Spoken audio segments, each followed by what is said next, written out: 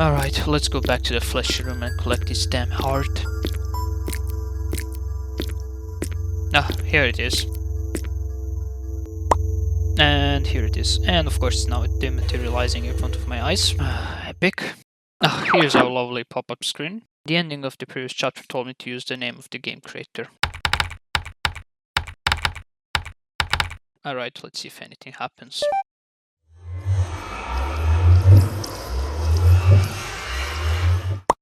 What the hell? Why would Whiteface generate such a boring environment? What is this place? Alright, this should be the last valve, I hope. What the fuck?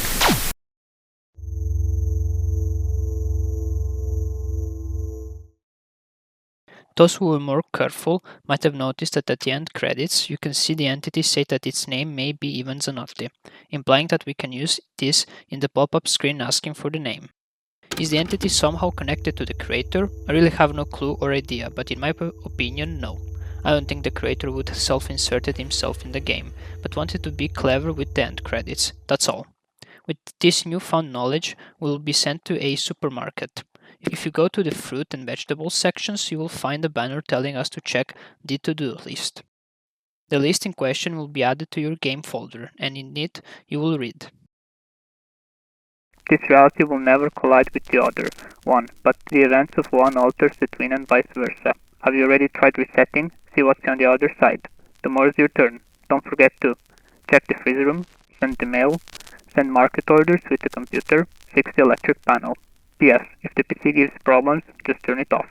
If you don't find the office keys, I'll send someone with them as soon as you send the letter. From this letter we learn that by quitting and reopening the game, we can gain access to the outside of the supermarket, and by doing the same thing, we can go back inside.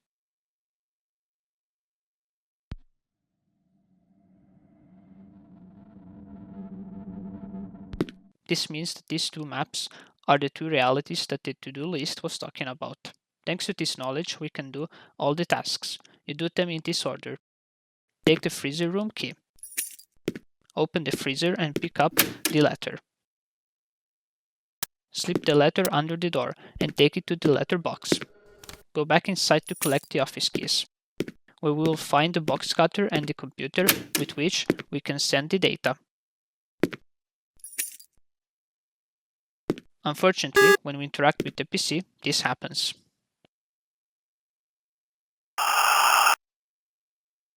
I think that the sound at this point is recognizable. Was Whiteface trying to stop us, or is this just a small jump scare with which it wanted to scare us?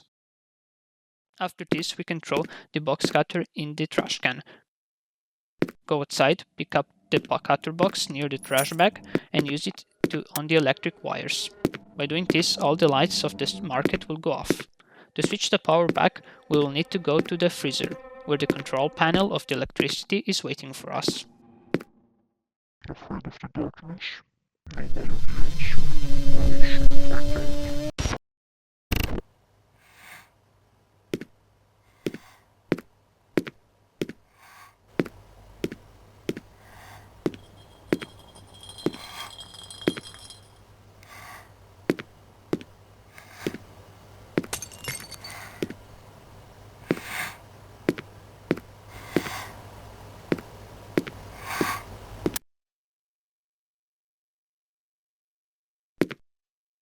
Once again, there was no actual danger, but the atmosphere hits the right spot for being spooky and dreadful. You can't see anything except the things in front of your face. You can hear a glass jar rolling and even some glass stuff breaking, giving you the feeling that something is with you in the store, waiting for the right moment to strike.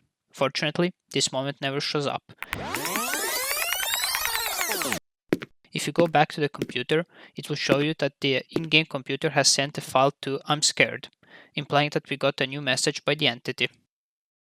In my opinion, this small game created by Whiteface shows that he is slowly running out of ideas and doesn't know what to do with the player anymore.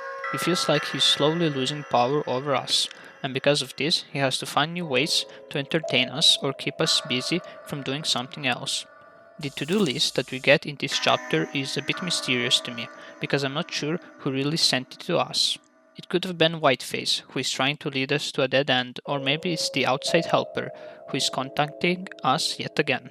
The best idea I have is that all of the messages that we got throughout the game were all sent from the entity. I'm confident enough to say this because we can see that Whiteface is someone or something who likes to put on a great show. Because of that, it created an alter ego, someone who is trying to help us throughout the game. By doing this, he's giving us false hope in finding a solution for the curse.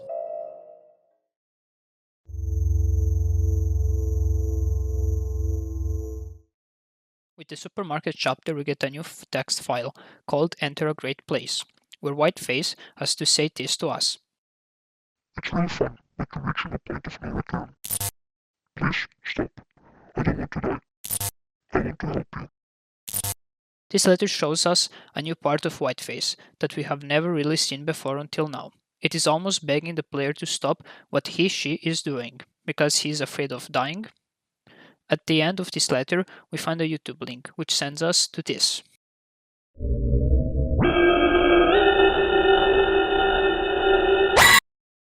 In the video, we see a mutilated her with 4 arms and no legs. Under her, there are some numbers flashing quite fast. The numbers are important because with them, we can make a phrase with the number text in the Enter a Great Place folder. The phrase that spells out is "Take me to the door." Once again, we'll have to go to the pop-up text asking us the name of the entity and input the secret code there.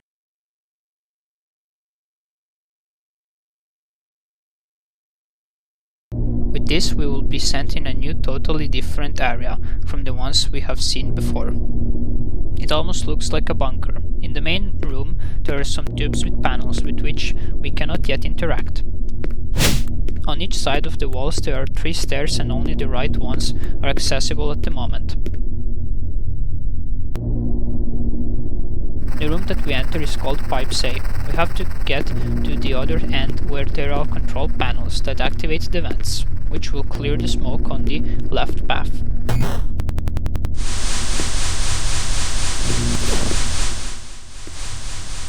Here we will find a valve, but after turning around the exit, we will be blocked by a wall.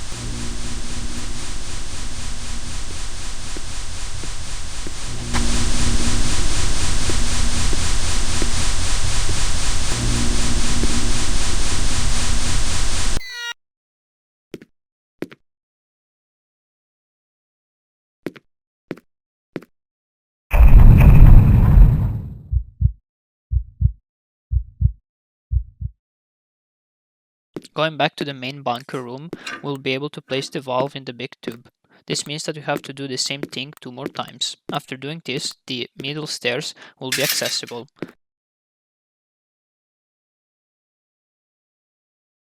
This will bring us to Pipes B.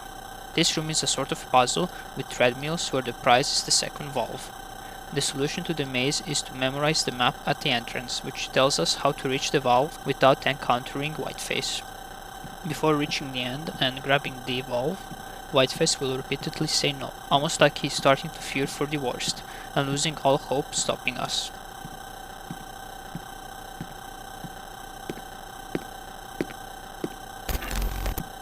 If we check this sign, the map will disappear and there will be a text reading "I'm waiting." Waiting for what exactly? We don't know yet, but I think we will soon find out.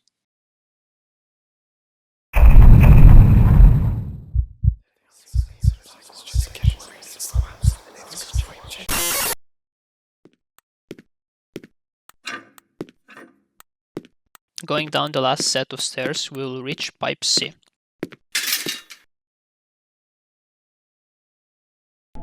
Here we will have 2 signs. A message from Whiteface saying that he is behind us and a map of this section. This means that we will need to run a lot in this part if we don't want to get caught. Unfortunately, halfway through the bridge, the shift key will break, making us unable to run. Going forward, we will see small snippets of maps that we have gone through already, like the chase section and house section.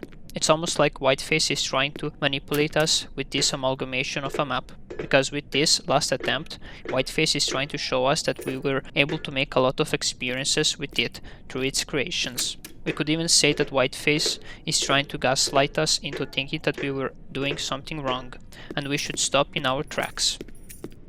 At the car park section, our shift key will work again, thanks to no other than Whiteface, showing us that he can be even merciful if he wants to, even though all the previous actions would say otherwise. With this last interaction, we can collect the last valve and finally get back to the main area.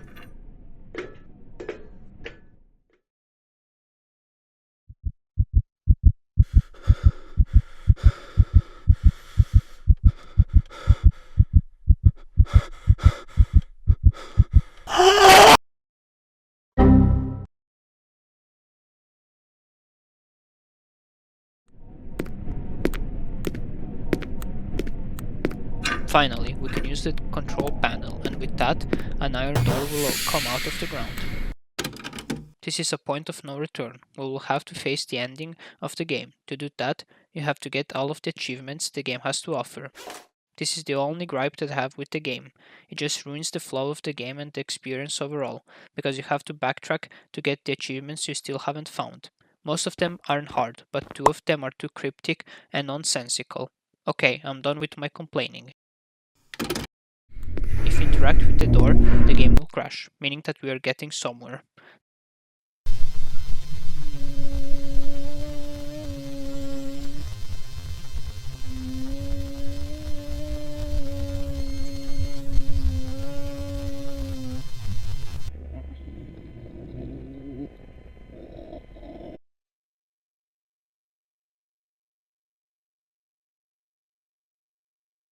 The main menu will now again become the playable area. When getting close to the chair and noose, something in the distance will light up. There are 3 things: the flower which started everything, a sign, and the exit door. The sign reads as follows. Welcome to the door. This is your last choice. If you enter this door, then the game will end for you. Please, please, please, pick up the flower and give it to me. I will set everything we did until now.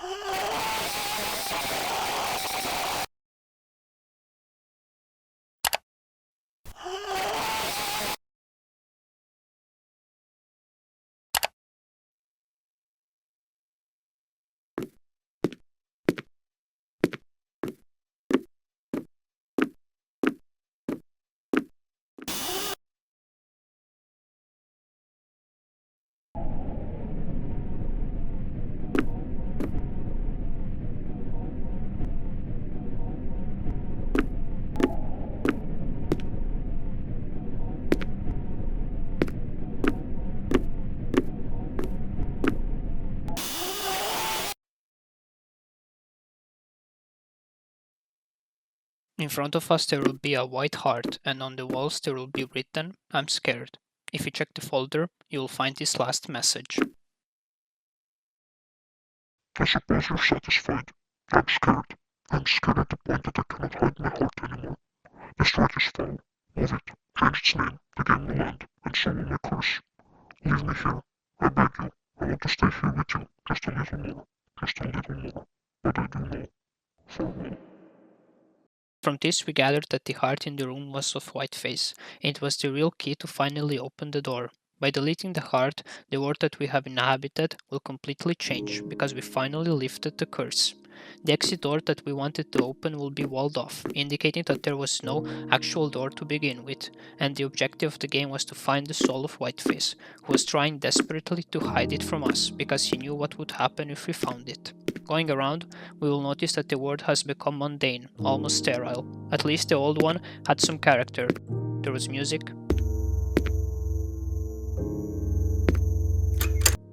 sound,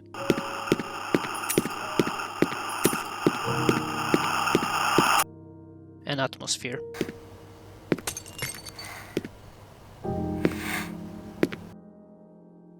In this new dimension, there is nothing of the sort. Many people try to go back, try even save Whiteface so they can restore what was lost, but unfortunately, there is nothing left to do here. The only new thing you will find is a bare forest path, with a hole, chair, and noose representing Whiteface and its other form, her. This was probably a sort of tribute for all of the adventures you have shared with Whiteface, and probably its last action taken in this twisted world.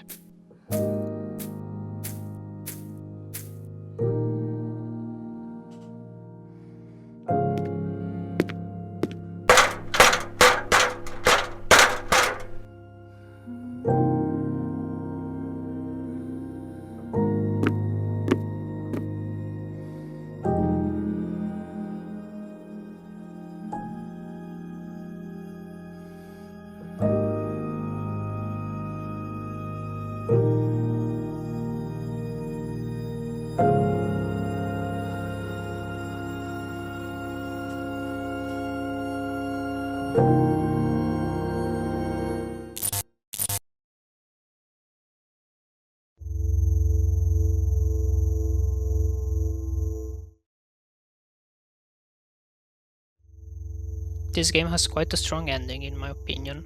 The name of the game, I'm Scared, is a great play of words, because it was never meant for the player, but for Whiteface. We never were in a position that could have resulted in us being harmed. For Whiteface, on the other hand, is a different story though. He knew that the player was actively searching for a heart to open the Forsaken door. Problem was that the heart needed was his own soul, and that is why he was trying to protect it at all costs. That is the reason he was playing tricks and giving us fake endings, with which he was hoping that maybe we would have been satisfied with it and leave his soul alone. This ending could be seen even as a sort of philosophical dilemma that the player has to think about it. At the end, we have two choices. We can erase everything and start over with the twisted games of Whiteface, or just kill him. But is the second choice actually any better? With this choice, we murdered an actual living being. And saying that it was just data is not a good enough excuse in my opinion. Humans at the end of the day can be quite selfish with their lives. If unchecked, people can become real beasts and murder anything that is standing in their way. For this reason, the antagonist was never Whiteface or her, but I think it was us, the player. Whiteface was just an entity who was scared of dying, and our mere presence grew its fear until we made it into a reality.